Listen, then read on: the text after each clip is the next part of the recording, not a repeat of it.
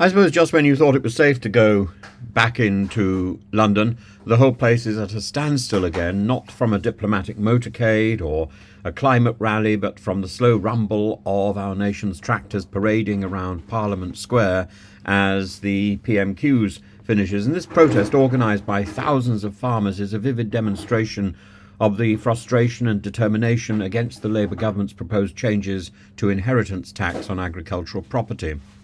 From April 2026, family farms previously exempt from inheritance tax will face a 20% levy on assets exceeding £1 million or £3 million for married couples.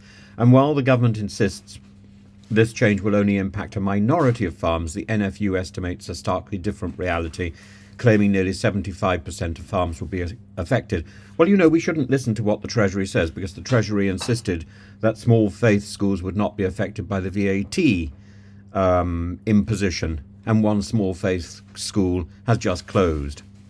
So for many farmers, this is not just a financial concern, but an existential one. Liam Price, a young farmer from Wales, expressed fears that his family's legacy might not survive this tax, as land may have to be sold to meet the levy. Similarly, Gareth Wyn-Jones, a vocal Welsh farmer, captured the broader stakes with his rallying cry, "No farmers, no food."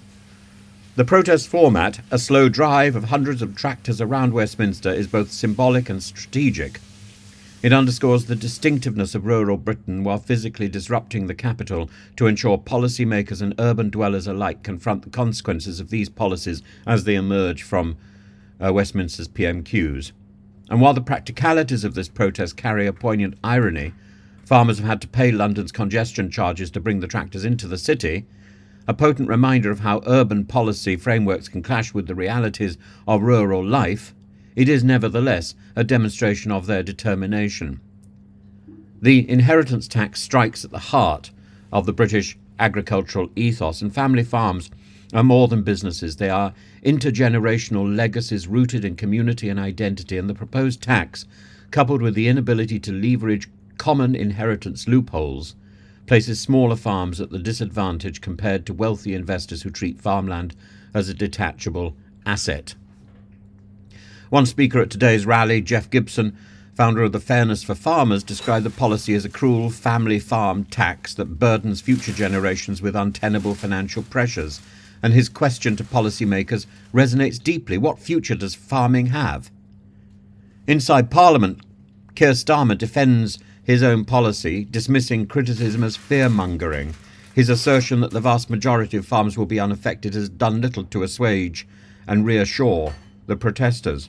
And meanwhile, he allocates £11 billion, is it 11 billion or 11 million? Who cares? To Syria. That money could have gone some way to helping the farmers, couldn't it? The Liberal Democrat leader, Sir Ed Davey, sought to amplify the farmers' voices, urging the government to reconsider its position and recognise the critical role family farms play in Britain's food security and in Britain's history. Does anybody remember the Land Army? This is not just a protest, but a broader reckoning with how rural Britain is valued or undervalued in national policy. And the wreath laid by farmers today, symbolising the death of farming, serves as a stark warning of the sector's precarious future. The tractors may disperse by midday, but the broader conversation cannot. The Labour government must reconcile its fiscal goals with the realities of an industry that feeds the nation. And in the words of Gareth Wyn-Jones, listen to the people before you go cold and hungry. Because if the protests today demonstrate anything, it's that farming is not just a rural issue, it's a national issue. And we've already stabbed ourselves in the foot with Brexit. Now we're doing the same thing with farming, as we did with fishing. We are gradually eradicating any sense of our ability to survive in this country.